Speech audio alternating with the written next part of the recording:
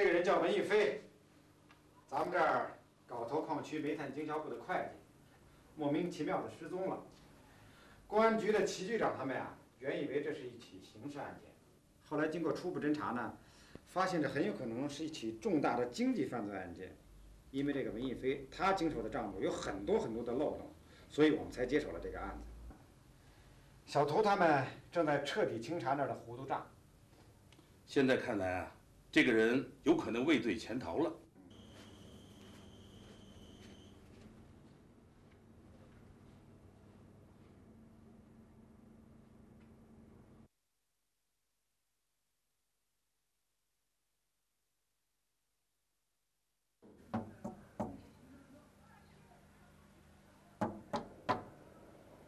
请问有人吗？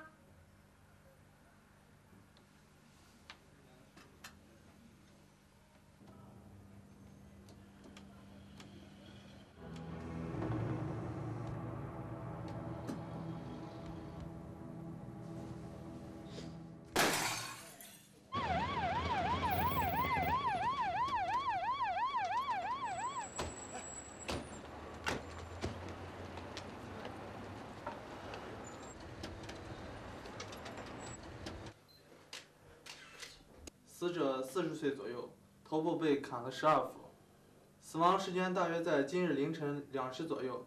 死者的颈部及其左手无名指有戴项链和戒指的痕迹。局长，就是这把斧头。提取门锁有撬过的痕迹，死者的钱包及项链都没有找着。这是死者的身份证。第4，哎，对不起。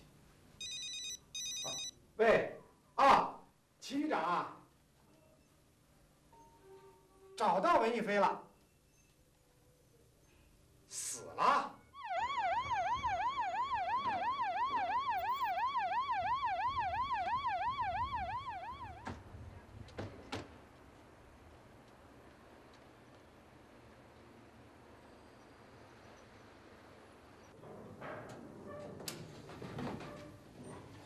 对不起，请刚才你们找谁？我们是检察院本分局的，请问齐局长在哪？齐局长在210。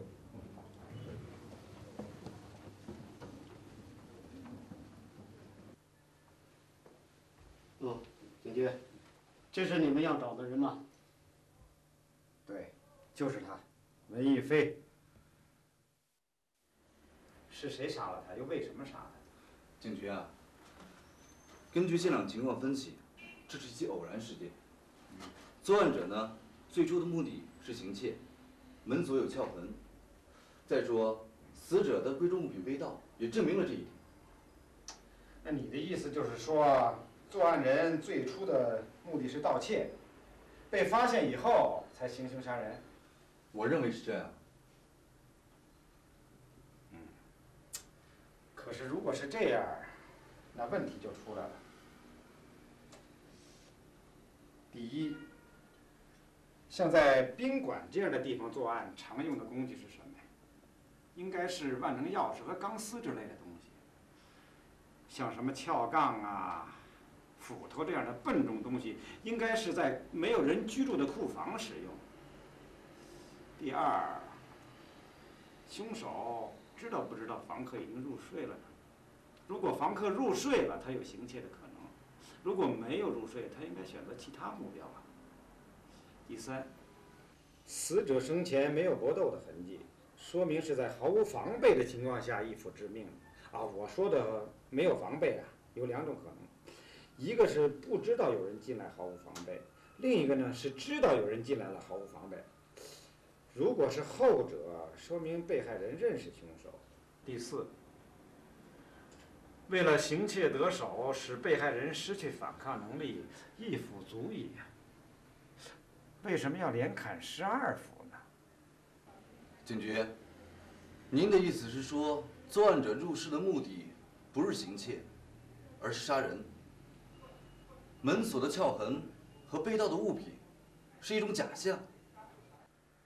警局，小周他们查的结果出来了。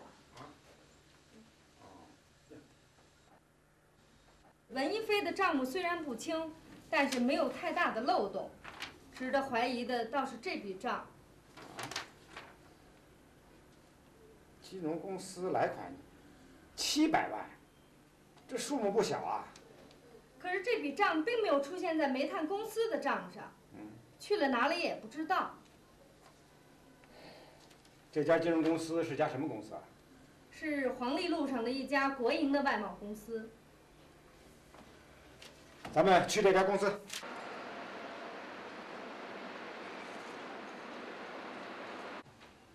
我们正准备到公安局报案呢。你们报什么案？我们公司的队账员郝长海突然失踪，快1个星期了。他也失踪了？他失踪前有什么反常现象？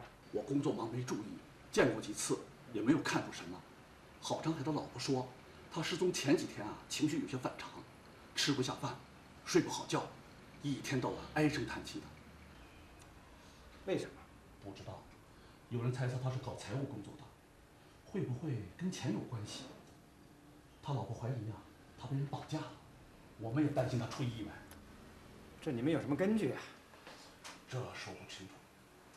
郝长海老婆是这样说的，他前几天还有人恐吓他。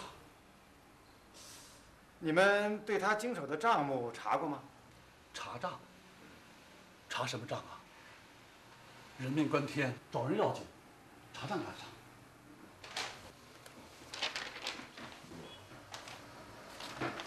啊，您看看这个。你们公司欠这家煤炭公司700万呢？不可能，绝不可能！我们公司从来不做煤炭生意，怎么跟他们会有这么大的资金往来呢？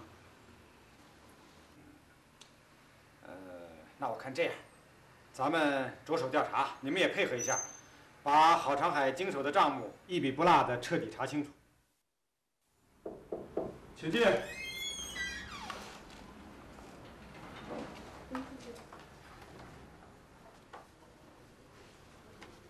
景局长，这笔700万的账查到了，票据上的数据好像涂改过，日期也涂改过。去，叫你们科长来，叫胡军来。打了好几次电话了，手机关机加电话没人接。去家找啊！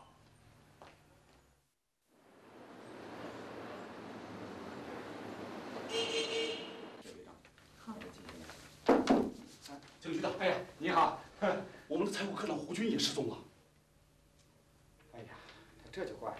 有啥怪的？一个是财务科长，一个是队账员，2个人同时失踪，哪有这么巧的事儿？肯定是2人早都串通一气，监守自盗，贪污公款跑了。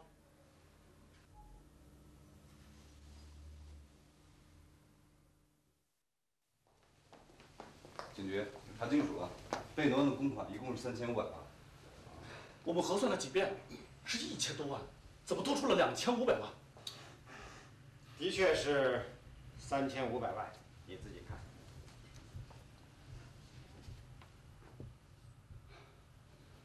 景局长，我们的工作确实存在很大的失误，怎么检讨都可以，但是不能让我们在经济上受很大的损失，追回公款。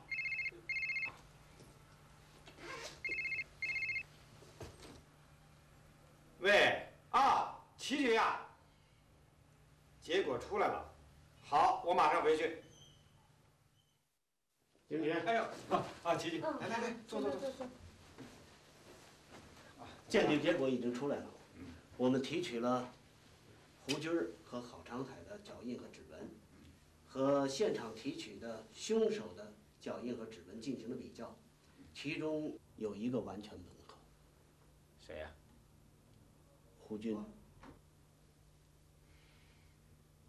我们推断，文艺飞被害一案的经过应该是这样的：胡军认识被害人，而且和他有某种利害关系，所以把他给杀了。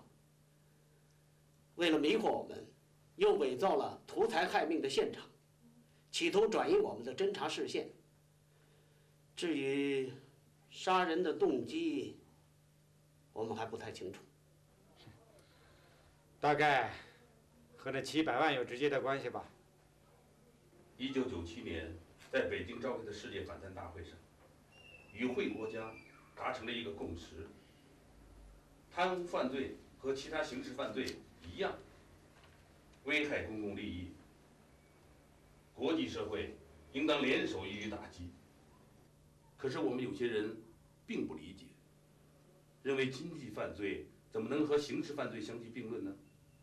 胡军的这个案件就是一个典型的案例。检察长说的对啊，我和各位一样，办了这么多年贪污受贿的案子，还从来没有这样的案件。我们的对手不仅涉嫌贪污，而且涉嫌凶杀，这就大大增加了我们办案的难度和风险。你们一定要提高警惕，因为你们马上追捕的不是一个一般的刑事犯罪嫌疑人，很可能是有一个命案在身的亡命徒。市委市政府非常重视这个案件，以责成公安局的同志配合工作。今天呢，我们这个专案组就算成立了，景成同志任组长，齐华同志任副组长。公安部已向全国发出了通缉令。胡军呢，末日不远了。下面，请公安局的同志介绍一下胡军的情况。胡军，38岁，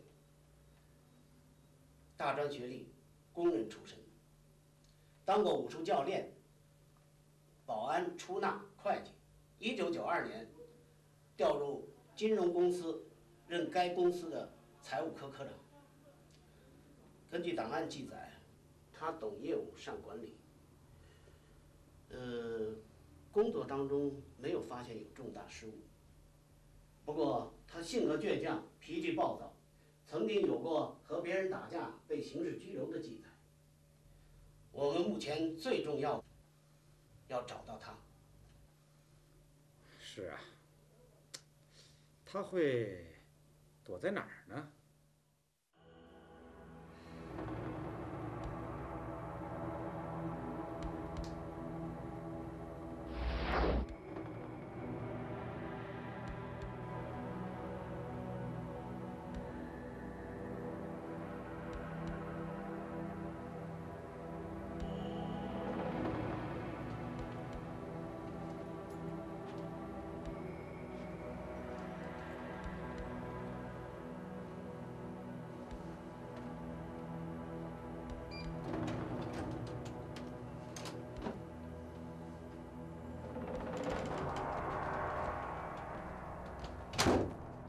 回来了。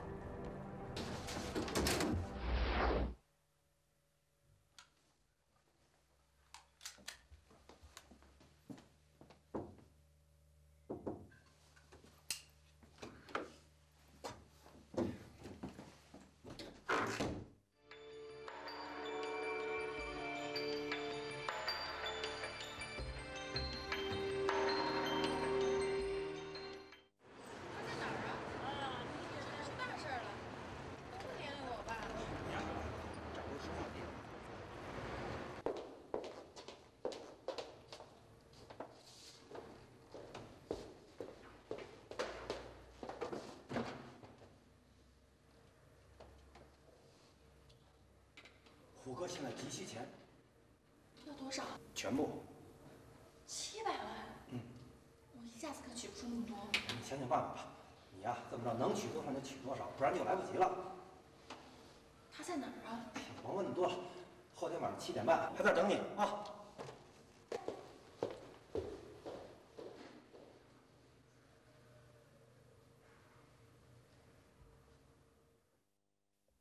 公安局、检察院正在找他呢，咱们必须抢在他前面。怎么个抢法？这样，明天你找辆出租车把他接过来，看情况，咱们再下手。队长，怎么样？查清了，胡军呢一共划去了3500万，1400万已经到自己的手里了。最后呢，分别划去了北京的天翼公司和西安的西华公司的账上去了。这两个公司呢，都是个体公司，一个老板叫刘丽萍，一个叫柯尊伟。走。哎。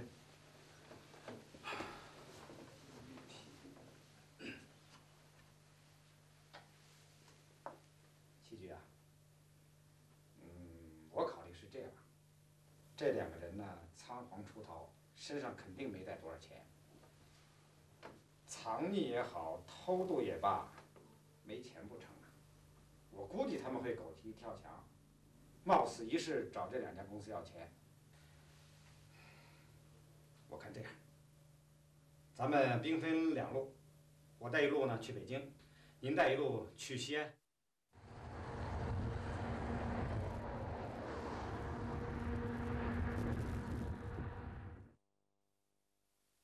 刘丽萍，你认识胡军吗？谁是胡军呀？你认识几个胡军啊？你想取多少钱？700万，能取得出来吗？你是生意人，这方面比我们懂。我不知道你们是什么意思，什么700万？胡军带给你的700万，那是公款，也是他贪污的赃款。这跟我没关系。没关系，为啥转到你账上？他们公司做股票生意，在我这找一下账，我哪知道他贪污啊？好，就算你不知道，现在知道了吧？知道了。那我问你，胡军郝长海在哪里？我不知道。你给谁取钱呢？自己啊。干什么用？我买车。据我们了解，你有车呀，新款奥迪。你是不是说还想买房啊？我们也了解了，你刚买了一套复式房，200平米，60万。你还想买什么？公司是我的，我有权支配我的私有财产，你们无权干涉。那700万呢？也是你的私有财产吗？我可没这么说，钱你们转走就是了。国家的钱当然得转走。顺便通知你，你的账户被冻结了。为什么？我又没犯法，你们有什么权利冻结我的账户？你没犯法吗？胡军贪污，你接收赃款，涉嫌窝赃；胡军逃匿，你知情不报，涉嫌包庇。我们找你了解情况，你不说实话，涉嫌伪证。我们缉拿犯罪嫌疑人，你设置障碍，涉嫌妨碍执行公务。这些罪名还少啊？我说，我全说。刘小姐今天真是光彩照人呐！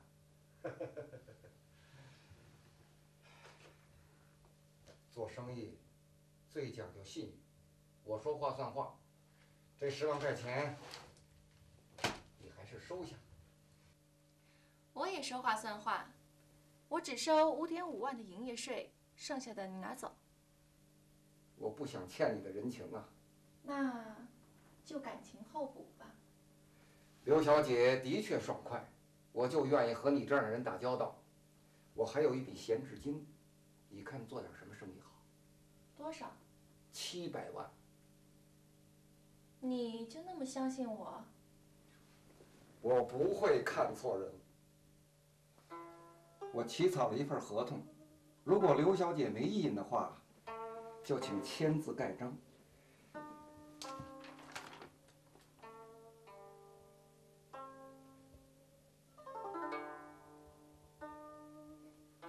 我没意见，1年还本，利润55分成。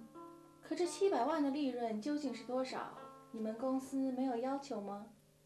公司没要求，我说了算。不过我有一个要求。多少？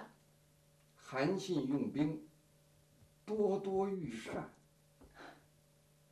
我明白了，这利润再多也不是你的，都得上缴，跟你没关系了。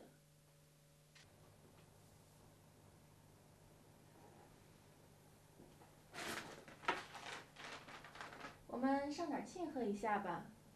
没问题。吃什么？我请客。何必破费？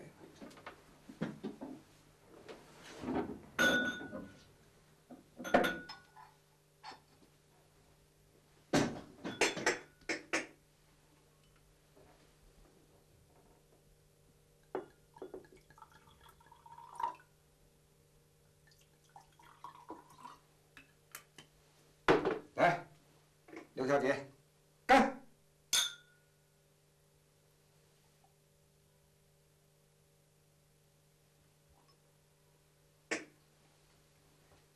我记得刘小姐不喝酒啊。我是说过，我说的是应酬的酒我不喝。今天是应酬吗？我是自愿呢。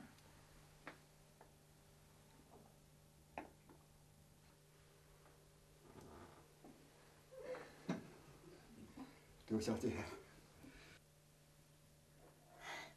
别急嘛，咱们酒还没喝完呢。我过惯了独身的日子，不喝酒啊，干不成那事儿。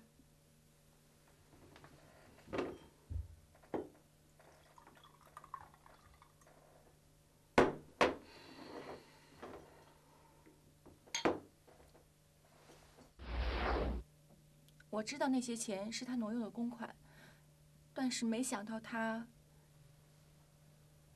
现在就在这座城市，正准备和你见面，是吧？不，我可不敢再见他，他可是杀人犯啊！你必须配合我们，要不抓不住他，你的危险怎么排除啊？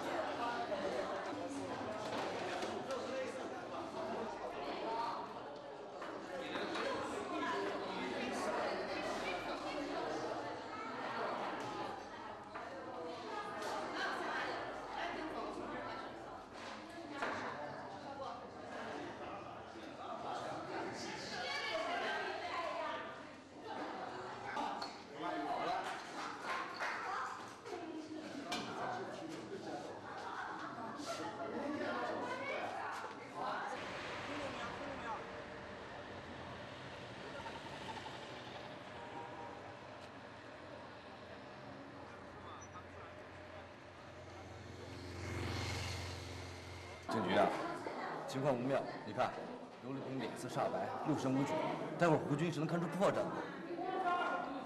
他受到了惊吓，恐怕几个月也缓不过来。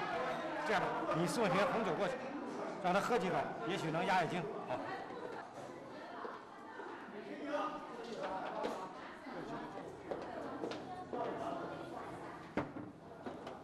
别怕，我们绝对保证安全。喝几口酒吧。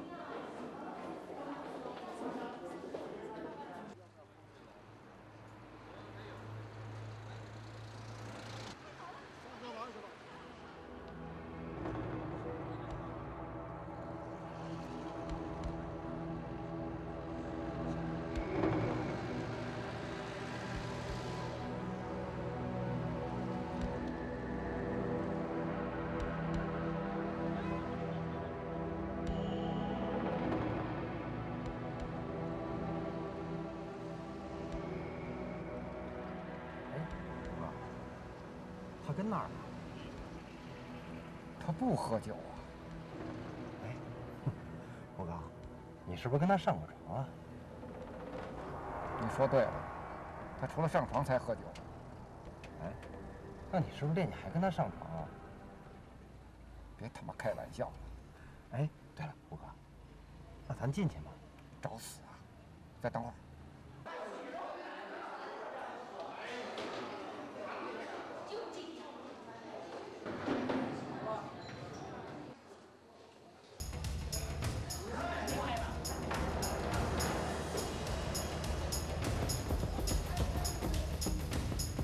报好，有埋伏，快开动！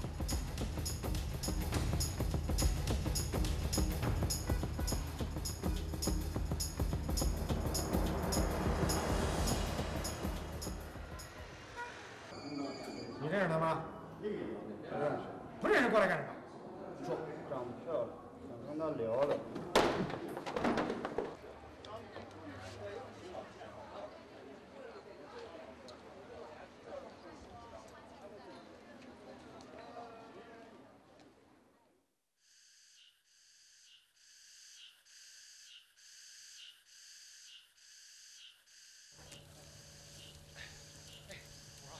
咱找地儿歇会儿吧。哎，我实在走不动了。不行不行，这儿还没脱离危险区。那你说早知现在何必当初呢？他瞎折腾来折腾，挣了几千万，他现在蹦子没有，还得跟个野鬼似的到处游荡。你哪那么多废话？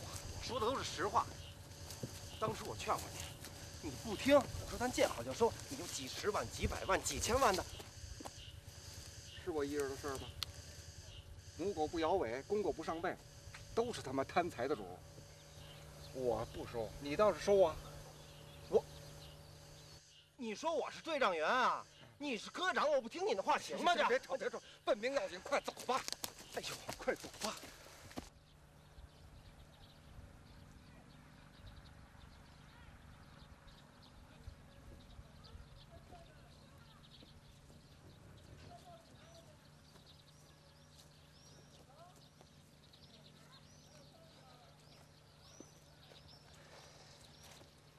歇会儿。哎呦！哎呦！哎呀！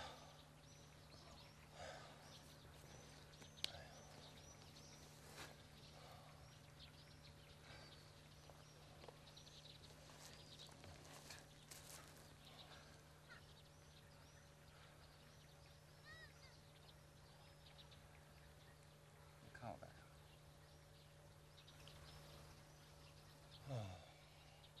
我琢磨着，跟你在一起啊，没安全感。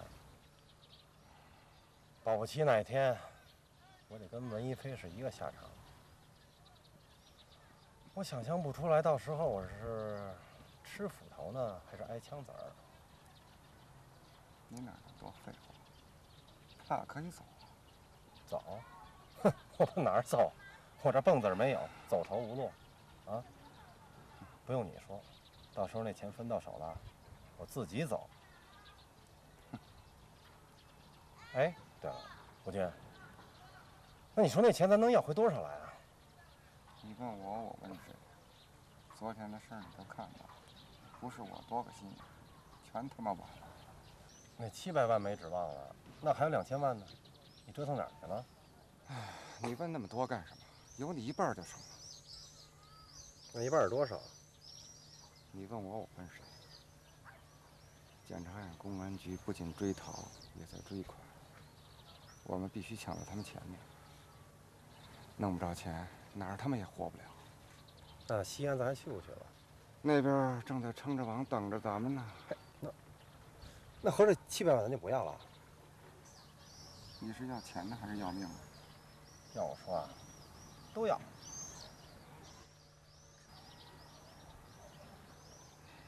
700万，值得冒一次险。那行。上西安找柯尊磊。柯尊磊，胡军最近和你联系过吗？没有。划到你们账上的700万，是以什么名义？合资开矿。事实呢？开始他不让动，说是暂存在我这儿。那你为什么要动？唉，生意人嘛，哪能让田闲着？再说了，他又不知道，他啥时候要我，啥时候给他。后来他又同意了，条件呢是分1半的利润。这700万你们都干什么用了？贷出去了。是高利贷吧？利息嘛是高了点，20%。胡军认识这些贷款的人吗？有的认识。进来。柯总找我。哎，来。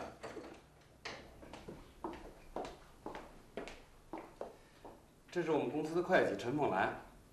这公安局、检察院的同志想看一下咱们公司的账。哪些账啊？就是胡军转来那700万。嗯，好的。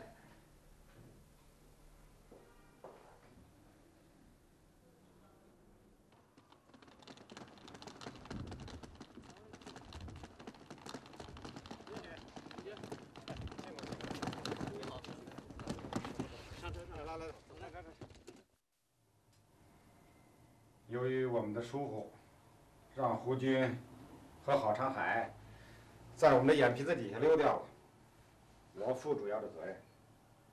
大伙不要背思想包袱，轻装上阵啊！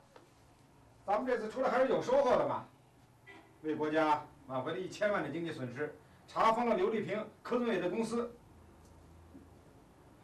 接下来呢，咱们关键是要扩大战果，尽快的缉拿犯罪嫌疑人，追回其他的赃款。警局啊，我估计胡军和郝长海是不会到西安来的。尽管柯宗伟是他最大的债务人，但是这笔款子关系到他们今后的生存，而且他们已经知道我们冻结了这笔款子，而且在那张网等着他们。他们神经还正常的话，是不会来的。根据我们掌握的线索，与胡军关系密切的债务人大多在北方的一些城市，我们的重点就应该放在北方。现已排列了20多个对象，该监控的咱就监控，该接触的就接触。你们的意思是，咱们这儿的工作该结束了？是的。齐局，你的意见呢？我们反向思维，类似胡军这样的犯罪分子，会拿生命做赌注，做出任何事情，哪怕只有1%的希望，也会付出100%的努力去争取。他们也知道，往往最危险的地方也是最安全的地方。人为财死，鸟为食亡嘛，明知不可为而为之。我想啊，他们不会放弃这700万，胡军他会来的。哎，咱到这儿来是不是有点太冒险了？我们是早该死的人了，到哪儿不是冒险，活着就是冒险。哎，那您说那个检察院的人会来西安吗？肯定会来。哎，那咱这不是自投罗网吗？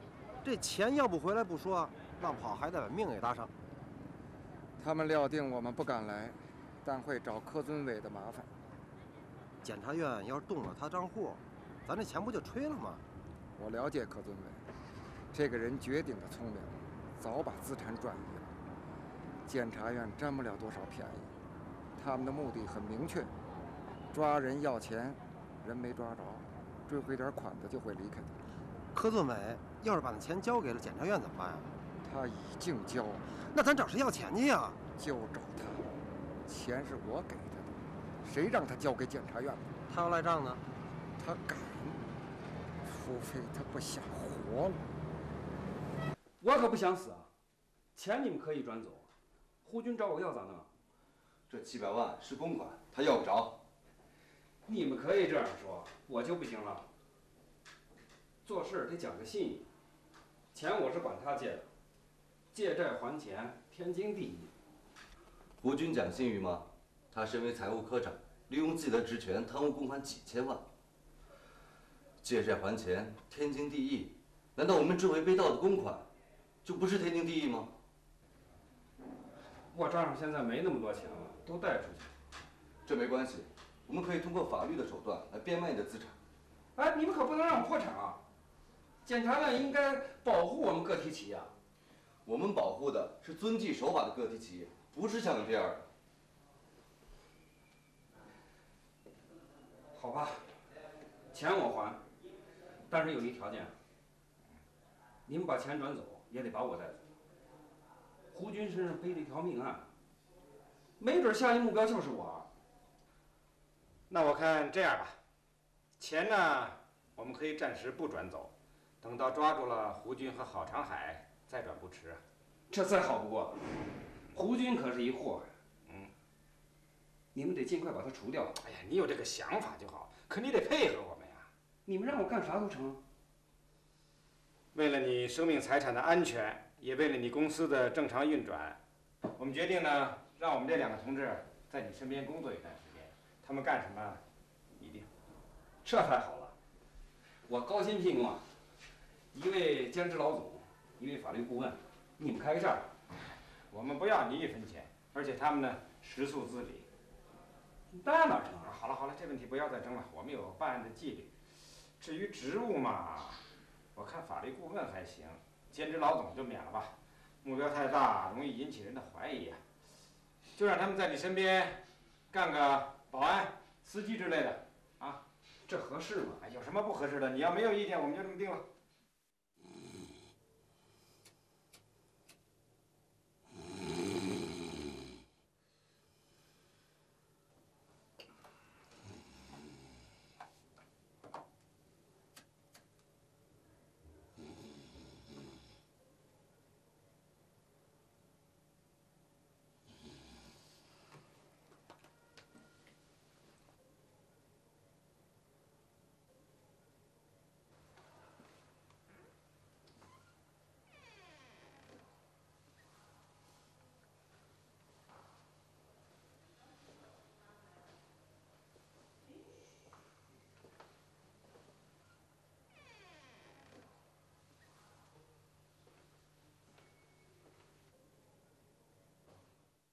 喂，哎好，那我知道了。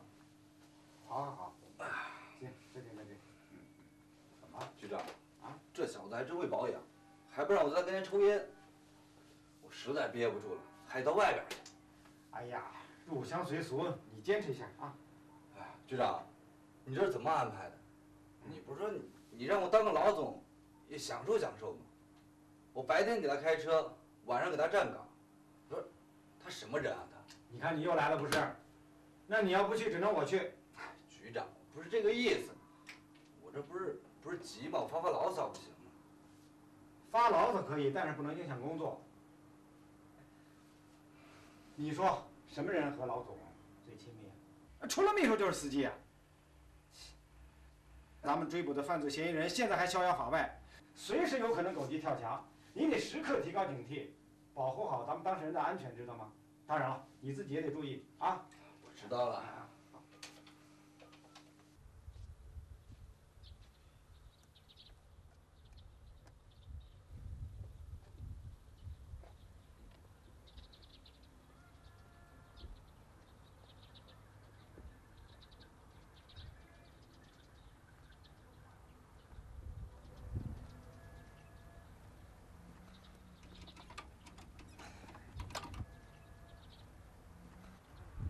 这他妈哪是人过的日子呀？就看谁熬得过谁了。谁知道咱们在这儿？谁知道咱们想干啥？检察院不会无休止的待下去，过些日他们就会走。到时候我们突然杀出来，要钱要命。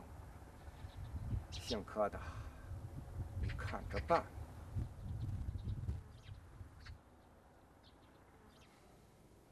10多天了，一点动静都没有。我们是不是摸错了方向？也许胡军、郝长海就根本没有来到西安。不，根据我的直觉，他们肯定会来，而且他们已经来了，就在离我们不远的一个地方，暗中监视着我们的动向。他们如果长期藏匿怎么办？打死不出来。而我们不能这样无止境地耗下去。公安部已经发出了通缉令，当地警方加强了对机场、车站各交通要道的检查，最近还要搞一次大规模的清查行动。他们很难立足了。这段时间我们要加强对柯尊伟的保护。两位局长，我最近一直在想一个问题。你说胡军他为啥非咬住700万不放？他分散藏匿了不少公款，有些我们还没有掌握。而柯尊伟这700万是有据可查的，他不会不知道我们来找柯尊伟。他是不是太冒险了？这个问题我也考虑了很久，最后得出一个结论：在西安啊，为胡军藏款的可能不只是柯尊伟一个人。你是说，我们还有一个并没有掌握的藏款人？这个人是谁呢？长海啊，你待会儿去见个人。什么人啊？是个女的，她欠我一笔钱，你提我名字他就会给你，拿着钱咱马上就走。行啊，好嘞，知道了。你现在就去吧。好嘞，好。啊。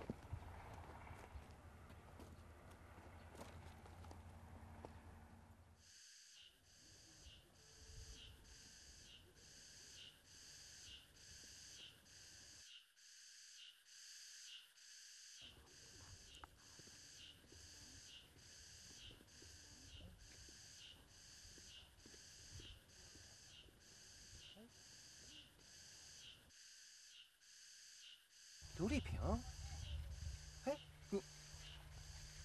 你不是让检察院的给抓起来了吗？你怎么？少废话！转告胡军，柯尊伟现在身边可都是检察院和公安局的人，让他千万不要到这儿来，让他赶紧离开这儿，听见没有？好。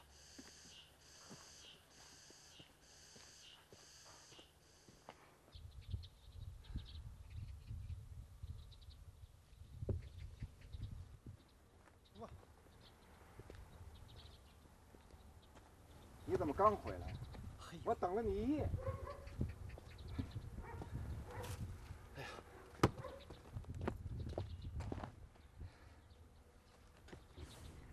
哎呦喂，神了嘿！这小鸡儿长得是一模一样。嘿，虎哥，嘿嘿嘿，捎带手的把小姨子也给招呼了啊？妈，怎么才30万？哎，他跟你说什么了？他就拿来这么多呀？哎，他还欠咱多少钱啊？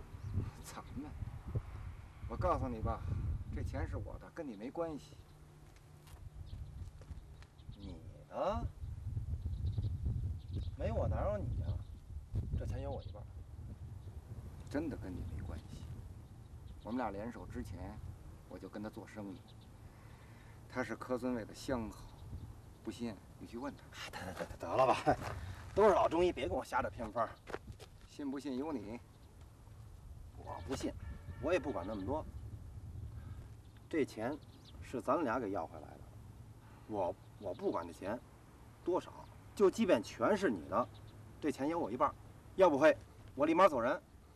我可警告你，你可别胡来。咱俩一共弄了3500万，刘丽萍、柯尊伟的1400万，彻底没戏了，剩下的也悬。咱俩现在就像快饿死的狗，就剩几根骨头了，吃一口少一口，你就别再瞎折腾了。行，行，让我不折腾行，钱给我一半。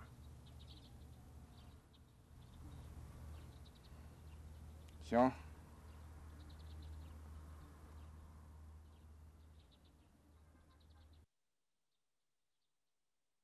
不能丢下我不管啊！钱我已经给你们了，我的人身安全你们要绝对负责，否则我告你们去。哎，我们开会呢，你干嘛？你闹啥呢？让把话说完吧。你有什么话你慢慢说。你们必须对我的人身安全负责，你不能言而无信。你还来劲了是吧？啊，我们这些都是国家执法人员啊，不是你的保镖。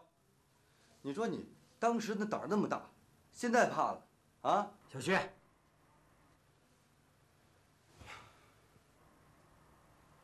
柯经理，我们言而有信，我们和当地的公安人员都能保护你的安全。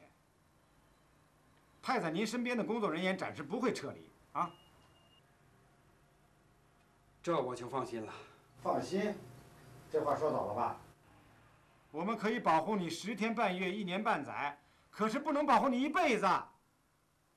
解决问题的唯一办法就是赶快抓住犯罪嫌疑人，这你明白吗？我明白。唉，我怎么就能跟杀人犯搅和在一块儿？我真是瞎了眼。亡羊补牢，现在还来得及。一切呢，应该照我们商量好的办。你以后啊，多多注意你身边的人，有什么情况呢，及时向我们通报啊。我知道了。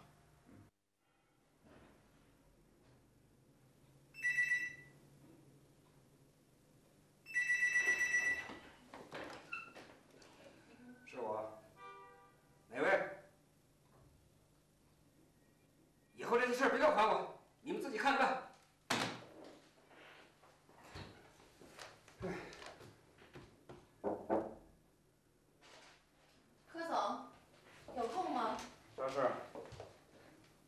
辞职，这是我的辞职报告。干得好好的，辞个哪门子职啊？没看我现在搞得焦头烂额，净是麻烦事儿。别给我添乱。我真的要辞职。为啥？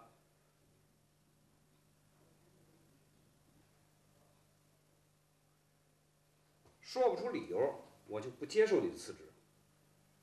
赶快做你的事儿去吧，我心里烦着。这儿说话不方便，我们找个地方，我请您。我敢去哪儿啊？姓胡的贪污公款被发现了，一急眼杀开人了。谁杀人了？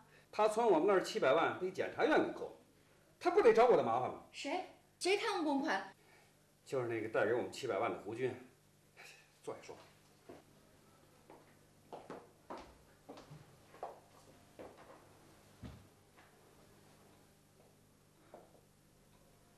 柯总，我跟您几年了，您觉得我怎么样？不错，业务能力为人。哎，你什么意思？柯总，我觉得您以前对我挺信任的，公司的大小事儿没瞒过我，现在怎么了？我有什么事儿瞒你了？公司出事儿，我多少也知道一些。您采取防范措施，我也可以理解。请了法律顾问，司机换了，保安也换了，我这个会计是不是也该换了？与其被您赶走，不如自己知趣的走。就为这事儿？是的，我想问问，这是谁的主意？下一步是不是也该把我给换了？没影的事儿，至少目前还没这个打算。那这到底是谁的主意啊？这事儿与你无关，你就不要再多问了，踏踏实实干你的事儿。我有几个朋友开了公司，缺一个财务，哦，我明白了。弄半天是我这庙小装不下你，另攀高枝了吧？你有什么要求就直说啊。配车、住房、涨工资。我没那个意思。那你啥意思啊？我现在忙得4脚朝天，紧缺人手。你辞什么职啊？等忙完这一段再说吧。进来。柯总，我来了。柯总，我先走了。好，走吧。喂，现在感觉跟见了鬼似的。哎，好，我知道了。好，谢谢您。哎，再见。北京那边已经确认了，陈凤兰确实是刘丽萍的双胞胎妹妹。说说陈凤兰情况。陈凤兰啊，大学毕业，她学的是财会和经济管理。毕业以后呢，分到了市财政局工作。92年下海经商，她在她所在的公司里边干过会计、秘书，还有财务管理。她个人能力强，而且工作能力也好。她是好多公司里边老板的左右臂，也可以说是个女强人。但是有一点奇怪的是，她在每一家公司里边干的时间都不长，多则1、2年，少则几个月。她家庭情况怎么样？30好几了还没结婚，但是我听人说追她人不少。还有，一般好像都是做生意的。她父母呢，我们知道就是很早就离婚了。这个陈凤兰认识不认识胡军呢？胡军是柯宗伟的朋友，按理说应该认识啊。再说他又是公司的会计，再说他又是刘丽萍的妹妹，更应该认识啊。可是柯宗伟说他不认识，办700万贷款的时候，陈凤兰不在场。这几个人物关系挺复杂啊，怎么搞得跟电视剧里似的？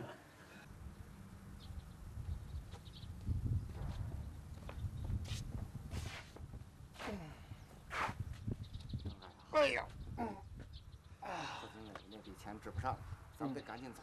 哪儿去啊？往西边去，宁夏、青海、新疆，走得越远越好。咱上那儿干嘛去啊？欠咱钱的人都在南边呢。事到如此，我也只好实话实说了。我让你办的那几笔款子，只是在南方几家公司账面走一下，全部转到西北。嘿，你早干嘛来着呀？你早说呀！不是还没说就出事儿了吗？你先到宁夏去，我那边有个朋友能接待你。你呢？我这边办完了事儿，我去找你。你是不是想把我甩了自己独吞那笔钱？都什么时候了，你还怀疑我？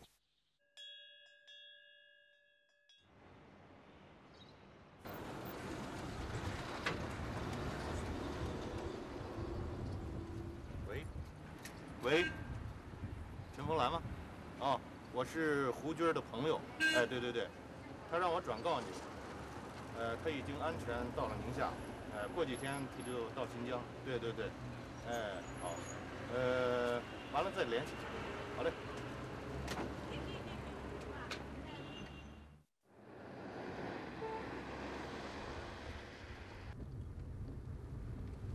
这地方离城还挺远的啊。哼，远点儿，安全。哎，周先生，您在哪儿高就啊？哦，胡歌在这儿有点生意，我帮他在这儿看摊儿。哦，那您认识他多长时间了？好几年了。怎么认识的呀？人家介绍的。哎，哎，郝经理，哎，我怎么听着你是对我有点不太放心呢啊？没有没有没有，您误会了，我什么意思？我说呀，不知道你俩关系铁不铁。如果你俩关系啊要是一般的话呢，就别给您添麻烦了，我随便找个地方住下就行了。等胡哥来了再说，是吧？郝经理，哎，你放心吧。嗯，胡歌的朋友就是我的朋友。对对对。啊，你要有什么需要，你就尽管说。一定一定。没问题。哎哎哎，啊，我一定给你办到。给您添麻烦了啊。哎，您觉着胡歌这人怎么样啊？还成。啊，他对您怎么样？还成。您这儿住的还惯吧？还成。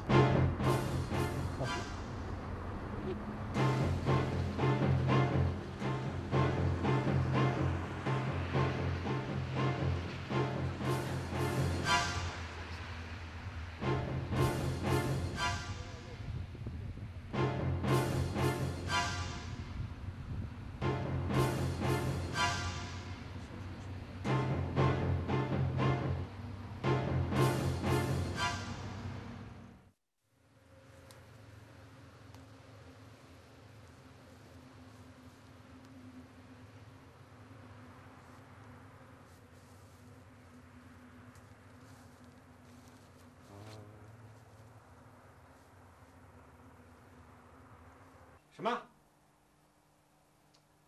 郝长海被杀了？是的。刚才接到局里的电话，在宁夏发现了郝长海的尸体，省厅和市局要求我们迅速和当地公安机关取得联系。齐局啊，你们去宁夏，我们呢按原计划行动。齐安，立即拘传陈凤兰。好，好。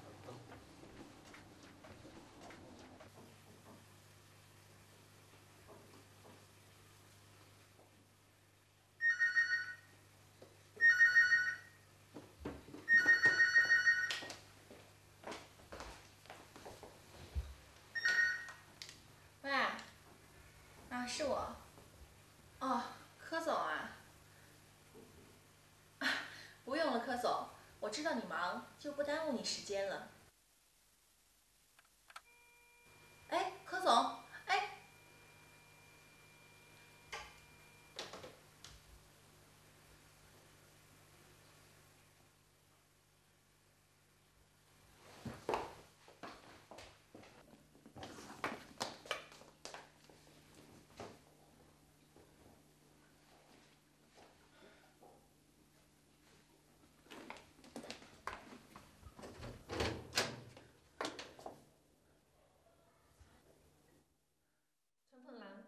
知道为啥拘留你吗？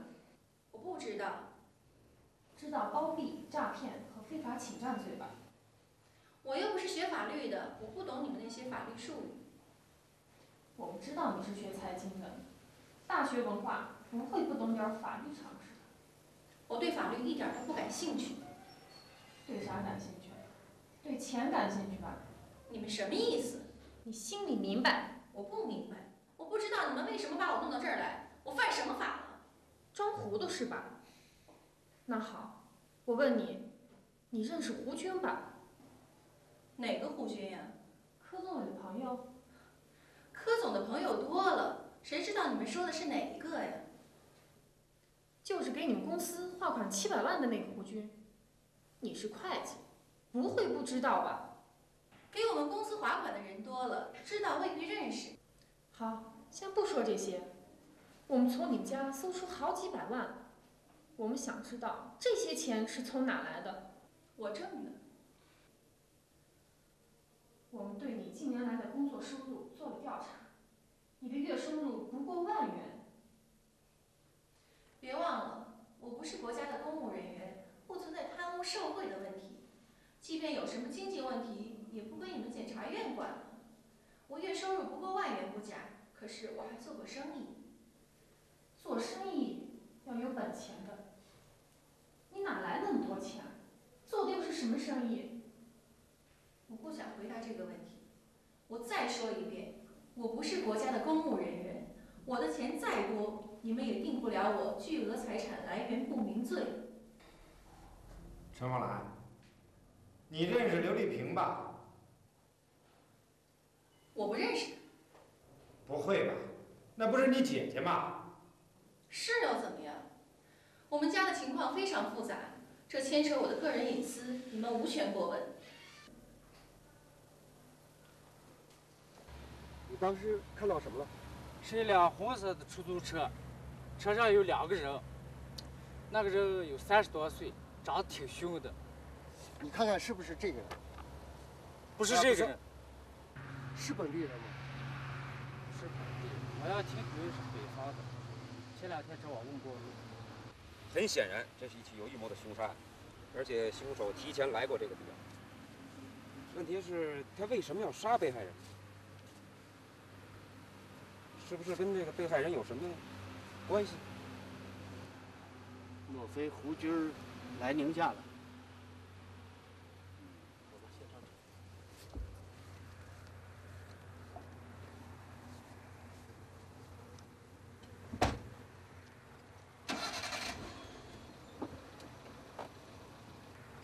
胡军一定在宁夏，郝长海之死绝非偶然，一定是他指使干的。杀人动机呢？1可能是分赃不均，2可能杀人灭口。哎，文一飞不是也是这样的吗？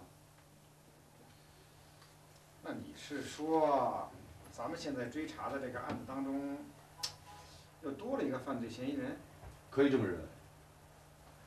警局啊，北京刘丽萍公司传过来了，还有照片啊。陈凤兰不仅认识胡军，而且关系密切。走，提审陈凤兰。陈凤兰，你还有啥说的？照片的人是你吗？不是。睁眼说瞎话。那是我姐姐。你姐姐在供词里面已经交代清楚了，你和胡军的关系在经济上很密切的。在这个世界上，我只有姐姐这一个亲人了。你们抓了她还不算，还有逼着来陷害我。胡军算什么东西？我们姐妹俩为什么都要为他陪葬？你们不用再问了，我根本不认识什么胡军。陈凤兰，我提醒你，你的问题已经很严重了，希望你如实回答我们提出的问题。我也提醒你们，有证据就拿出来。我是走私了还是贩毒了？杀人了还是放火了？你们没有证据的话，过不了多久就得把我放出来。超期羁押是违法的，我可以控告你们。你不是对法律不感兴趣吗？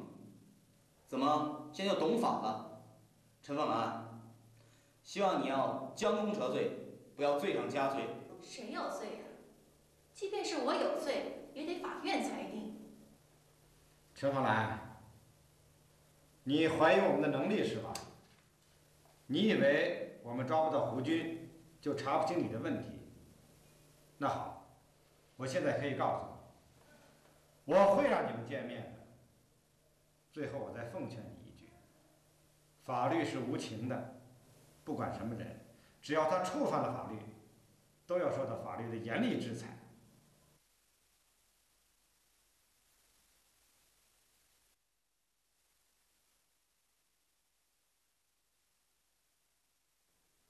陈凤兰，你怀疑我们的能力是吧？你以为我们抓不到胡军，就查不清你的问题？那好，我现在可以告诉你，我会让你们见面的，我会让你们见面的，我会让你们见面的。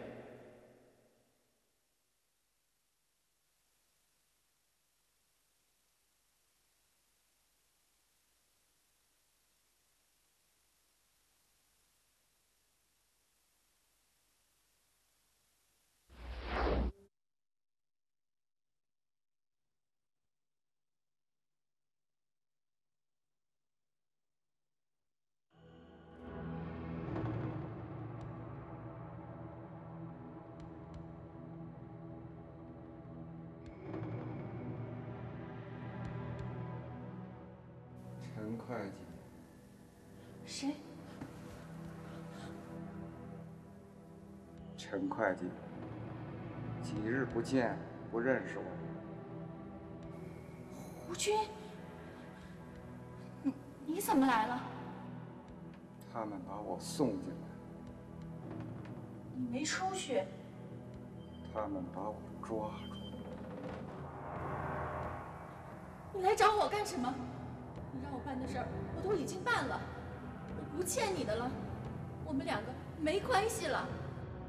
你说的轻轻，你在我那儿赚了那么多的钱，又存在你那儿那么多钱，你想独吞？那你想怎么办？存你那儿的钱呢？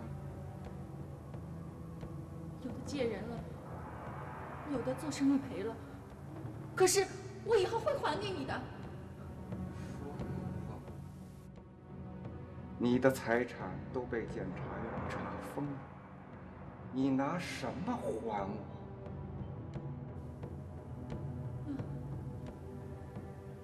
你说怎么办？去死！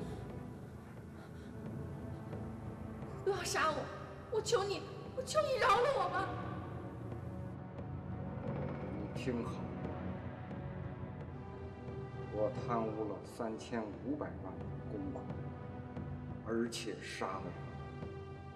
你必须承认，这一切是你指使我干的。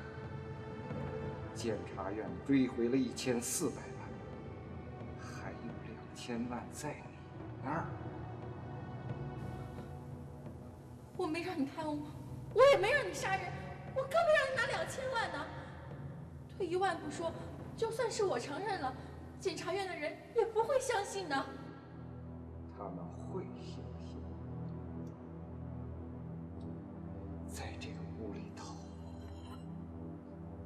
我就用这把斧子砍死了文一飞，郝长海死，我也死，死无对证，天知地知，你知，信不信随他。那他们会怎么处置我？贪污公款，杀人灭口，窝赃诈骗，包庇逃犯，对你要数罪并罚，肯定是死刑。现在你比我好多，你还能多活几天。我也了解自己。你不能死，你死死了，我就什么也说不清了。这些话，一句和阎王说。你不能死，你死了我就什么也说不清了。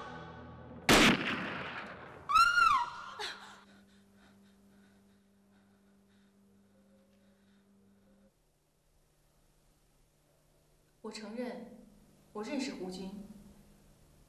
过去，我对他一直抱有幻想。幻想什么？他能出去，或者死了。为什么？他贪污了那么多公款，身上还有人命，出去就不敢回来。死了更好，从我这儿钱就是我的了。这事儿只有我和胡军2个人知道。你们查封了我的公司，可是抓不到胡军，又没有证据，不仅定不了我的罪，早晚还要把查封我的全部还给我。你不觉得你这些想法很幼稚吗？旁观者清，当局者迷。我被金钱弄昏了头脑。我懂得法律，任何罪名的成立都是以事实和证据为前提的。胡军不在了，我死不认账，你们拿我也没有办法。那怎么后来又改变主意了呢？我觉得你们检察院的人都不是一般的人，迟早会抓住胡军的。他跑到国外也无济于事，逃到国外又被引渡回来的例子不少。即便他出了什么意外，对我来说也不是什么好事儿。你们会抓住我不放，这样钱不仅拿不回来，还要背上许多说不清的罪名。我现在真的希望你们能抓到胡军。你有这个想法很好，我们希望呢，你能够实事求是的把你所知道的一切说出来，不要隐瞒啊，当然，也不要夸大其词。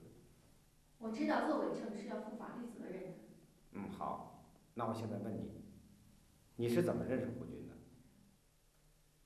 我是通过我姐姐认识的。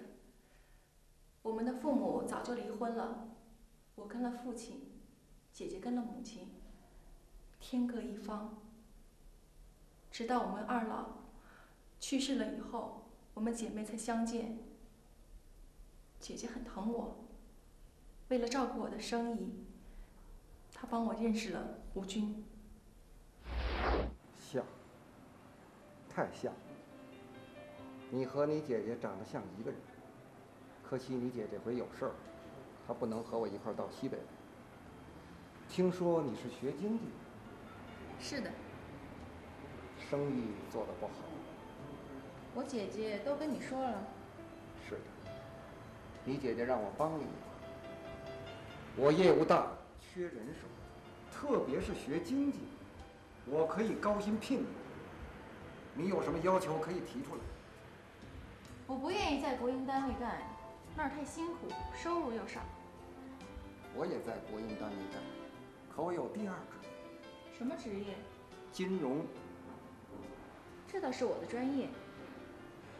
除每月付你工资外，每做成一笔，按利润的100%再付你一份。我考虑一下再答复你，行吗？当然可以。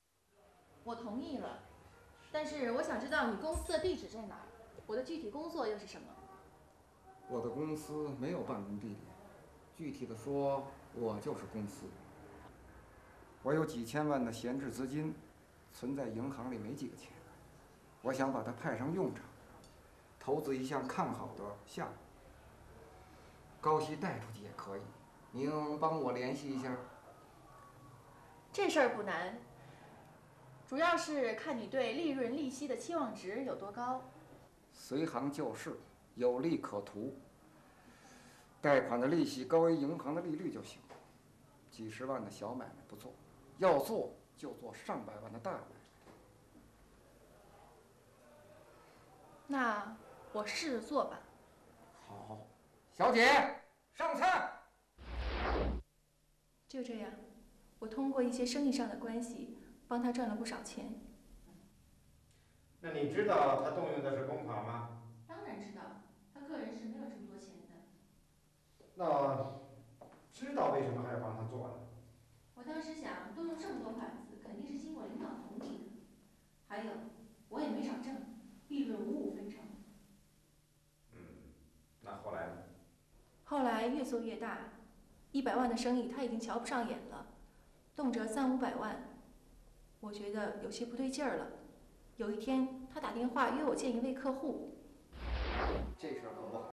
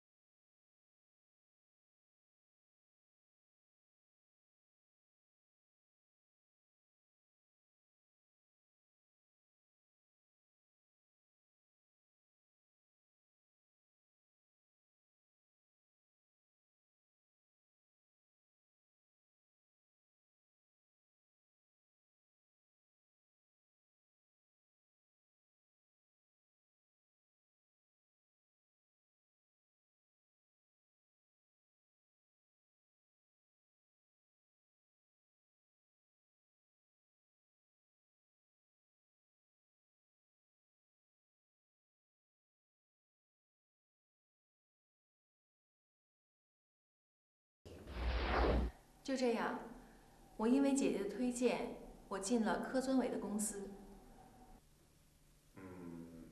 那你回忆一下，胡军他还给哪些人贷过款呢？他的业务很广，认识的人又很多，究竟给多少人贷过款，我也说不清楚。我认识的有几个，有的贷了几十万，有的贷了几百万。你有他们的地址吗？以前有过，不过有也没用。为什么？都不是些正经公司，都是为了洗钱而临时起的，达到目的就注销了。房子是租的，电话一撤，手机一换，没地儿找他们去。不过他们贷款的数额都不大，也就180万吧。像柯总这样的公司，一下子贷700万的不多。胡军为什么对他网开一面呢？可能是数额太大了，胡军也怕出乱子。他毕竟是吃官饭的，不敢公开贪污、侵占公款，只是吃利息差价，还有利润分成。这些年他做得挺稳的，贷出去的款子都收回了，单位没有什么损失，个人也发了。据您所知，胡军的款子哪儿贷的比较多？南方还是北方？你说个大概方向。当然是南方了，尤其是东南沿海一带，那边开放的早，经济活跃，人不守旧，赚钱要比北方快得多。胡军说过，他的经营策略是借鸡下蛋，北方求稳，南方求快。你再回忆一下，都是哪些人和他关系密切？他们在哪儿？我在广州、深圳和海口都帮他催过几笔款子，不过都是一面之交，他们的名字都记不太清了。对了，有一个人和他的关系不太一般，这个人常驻广州，是西北人。西北人？他叫什么名字？姓周。他几天前从宁夏给我来过电话，说胡军现在在宁夏，过几天就要去新疆。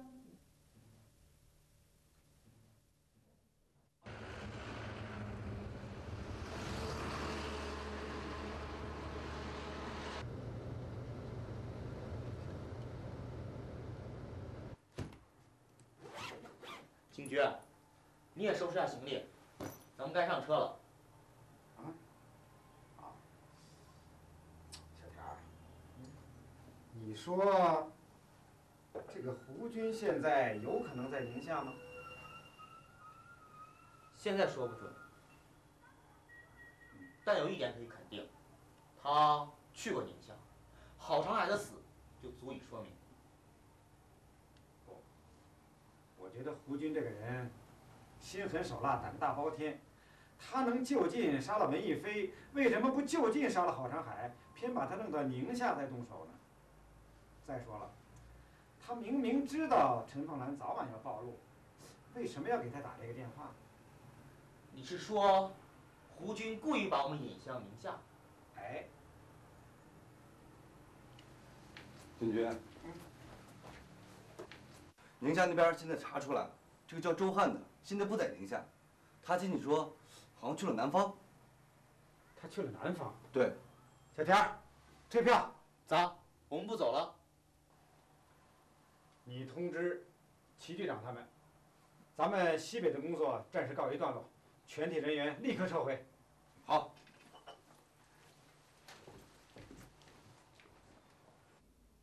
成绩是主要的嘛。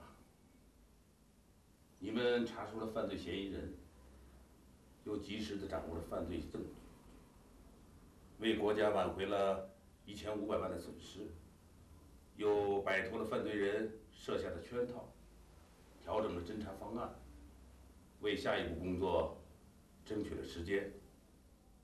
这些都是值得庆贺的吧？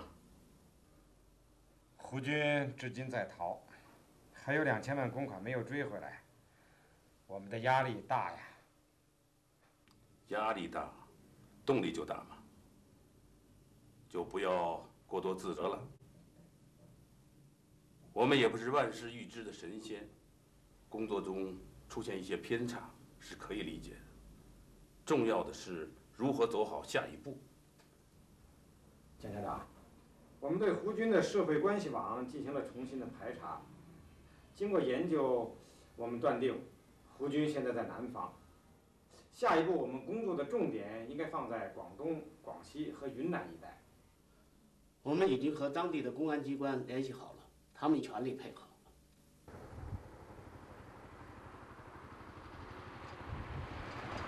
两位局长，我们这10几天马不停蹄，走访了云南和广西的20个地市，还有100多个群众，也没有查到胡军的下落。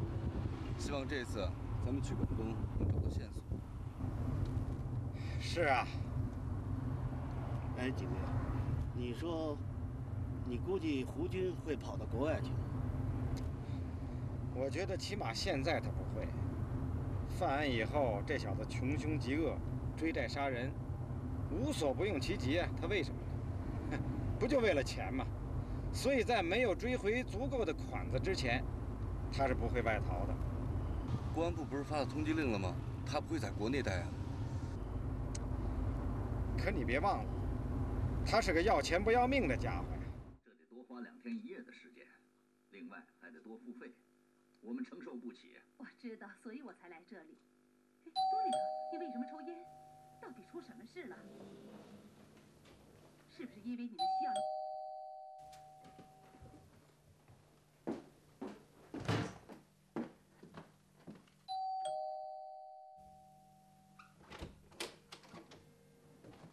哎呦，对不起，我走错门了。没错，周先生，请进吧。你是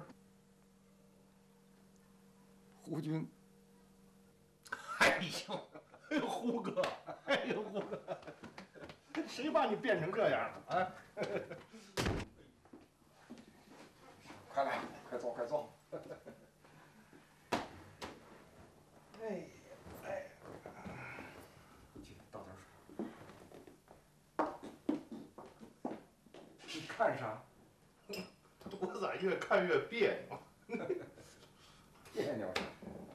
洗心革面，脱胎换骨，重新做人嘛。哎，胡哥，我要不是听你声音，我还真认不出来。你这手够绝的，哎，你是怎么想出来的啊？人逼急了，啥事儿干不出来。别说整形了，我他妈还憋着变形呢。算了，说点正事儿吧。那个事儿利落了？没问题，一了百了。哎，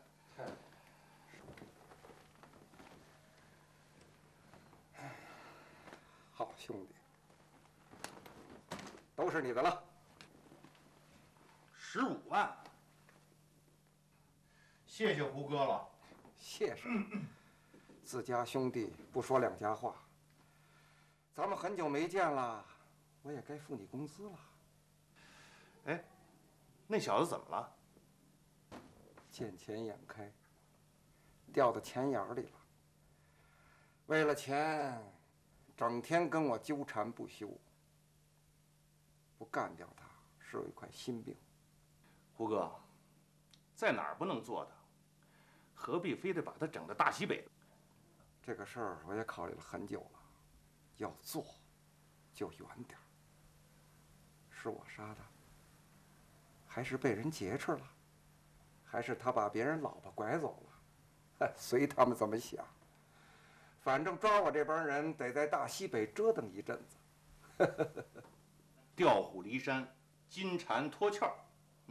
嘿嘿，这招够绝的啊！哎，咱们下一步怎么办啊？追钱，凑足了钱，赶紧出去。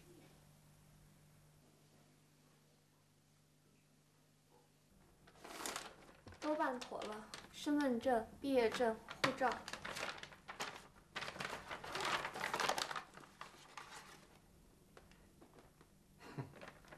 妈的，都他妈是假的，可现在又离不开这玩意儿。警局啊，我们查过这个公司了，都不在。有的是经营不善倒闭了，有的是违法经营被注销了，更邪乎的是，刚接到一笔款子，人都不见了。那查过他们公司账户吗？查过了，太乱，查不清楚。他们都是现金交易，账上也没有记载，而且查不出什么名堂。警局，我感觉这比我们想象的更复杂。但是我觉得也更明确了。警局，这是什么意思？我听不懂。你看啊，七局，我们走访了那么多的地方，查了那么多的公司，凡是账目清楚、问题不大的，我们该封的账封了，该拘的人拘了，可是并没有发现胡军和他那另外2000万元赃款的下落。这说明什么问题啊？狡兔三窟，犯罪嫌疑人太狡猾了。对，现在我敢断定，胡军和那另外2000万就在这个地方。哎呀，看来我们还得回趟西安，再审审陈梦兰。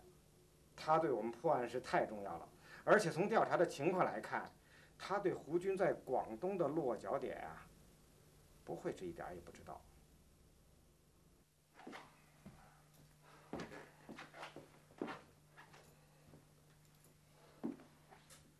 你告诉他们，1周之内把款给我提出来，否则别怪我翻脸不认人。我催了他们好几次，可他们确实有困难，一下子凑不出这么多钱来。要不然再宽限几天？不成，我现在是把脑袋掖在裤腰带里过日子，指定哪天检察院、公安局就把我摁住了，我他妈人财两空，鸡飞蛋打。胡哥，不成，你先出去，等着我把钱凑足了。去你妈的！要走我早走了，何必他妈东躲西藏、担惊受怕的？我等到今天，还他妈受皮肉之苦，改头换面，我他妈有病啊！胡哥，你是不是不相信我了？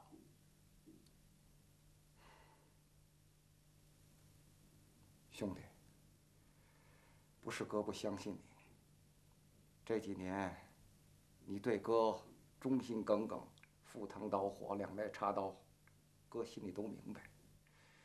现在哥落魄了，你还陪着我。哥现在是穷光蛋一个，就是出去没钱也活不成啊。你就是再讲义气，没用。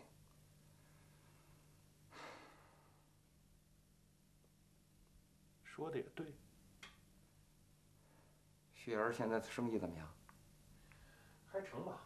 你告诉他，来一笔转一笔，全部划到香港账上去。OK。陈茂兰，你再回忆一下，胡军在广东还有什么合伙人？我知道的我都说了，真的没有了。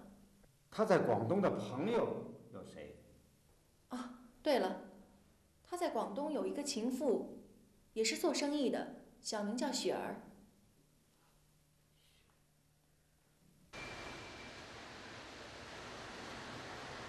胡哥，最近啊，兄弟套了一笔款子，盖了个大饭店，最近啊正在装修，有空您过去看看。有胡哥的吗？没问题。你小子真行啊！走。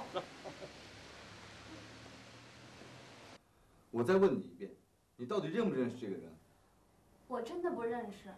你再仔细看看。我确实不认识。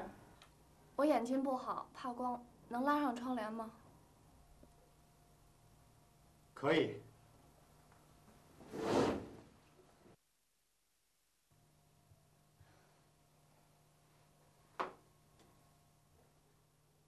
大白天的，我看还是把窗帘拉开吧。我说，周汉今天就到我这儿来。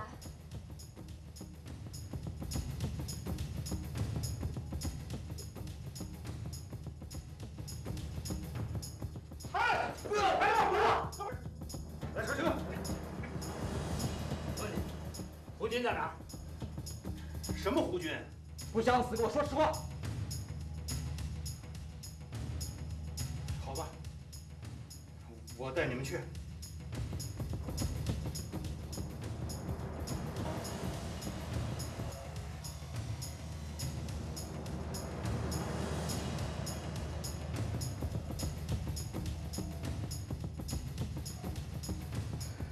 看这小子还幼儿园大。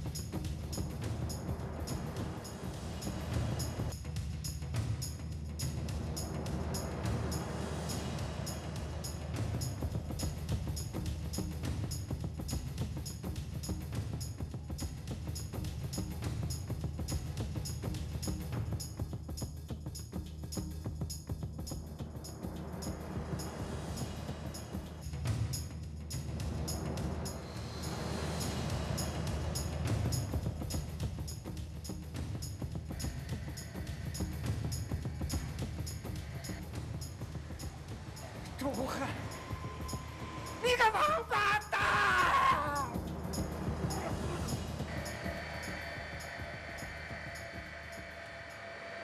胡军，久闻大名，未见其人，今天终于见面了，也算了了心愿了。胡军犯贪污罪、挪用公款罪、私藏枪支罪、故意杀人罪，数罪并罚，被人民法院依法判处死刑，立即执行，剥夺政治权利终身；周汉犯诈骗罪、故意杀人罪，被人民法院依法判处死刑立即执行，剥夺政治权利终身。其他案犯也分别被判处有期徒刑。